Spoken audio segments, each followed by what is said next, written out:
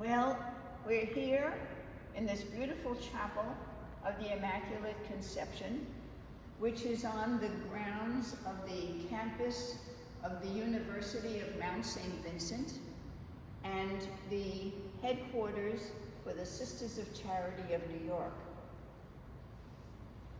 We have in this chapel 10 beautiful stained glass windows which were put in 1897, and they came from the Franz Mayer studio in Munich, Germany. The 50th anniversary of the Sisters of Charity of New York and of the Academy of Mount St. Vincent. They depict scenes from scripture and the tradition of the church. We're going to just talk about 4 of these windows that are in here, just to give us a sense of it. I'd like to start with this first one over here, this scene from scripture, which by the 3 synoptic gospel writers is called Jesus Blesses the Children. It's a beautiful scene of parents bringing their children to Jesus, and he welcomes them very, very warmly. I have spent some time praying with this window, and I would like to, at times, change the title from Jesus Blessing the Children to the children blessing Jesus.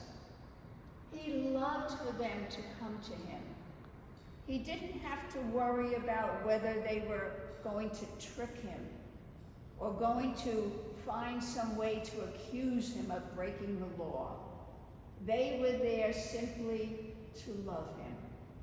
And that was a blessing for Jesus.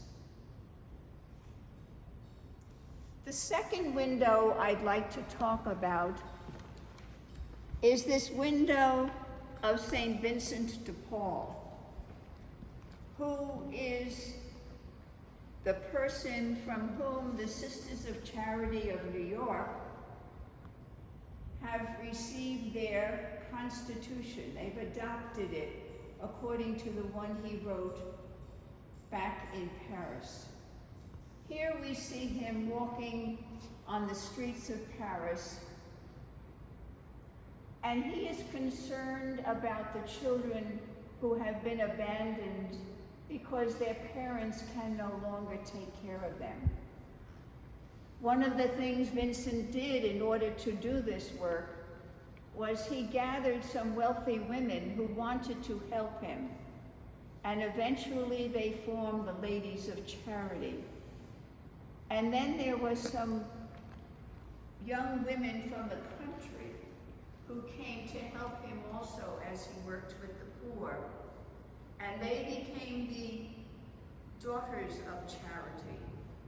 Both of those organizations are today worldwide organizations because Vincent de Paul opened his heart to the grace of God and said, I will give my life for the poor.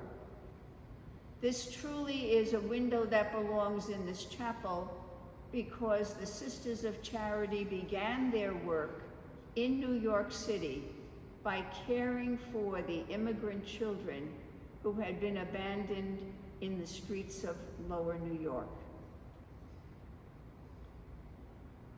The next window I would like to point out and bring to our attention is one of the saints, St. Catherine of Alexandria. St. Catherine lived in the 3rd century and came from a royal family, was a philosopher, and became a Christian through her study of philosophy.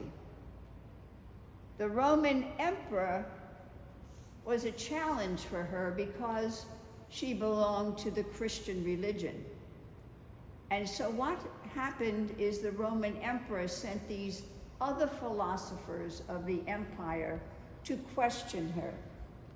And here we see them stunned, amazed at the knowledge of this young girl. This is a window that belongs in this chapel because this is a university which was originally founded for the education of women. Our last window I'm going to mention is this one here, out of the faith tradition of the church. The window of Saint Anne, Mother of the Blessed Virgin Mary. We have to enter into the tradition of the church that has always been that Mary was a woman of intelligence, a woman who had gained some education in the temple and with her mother, Anne. And that is what we see happening here. Again, a window that belongs in a chapel of a university dedicated for women. That is a brief description of just 4 of the beautiful windows in this chapel.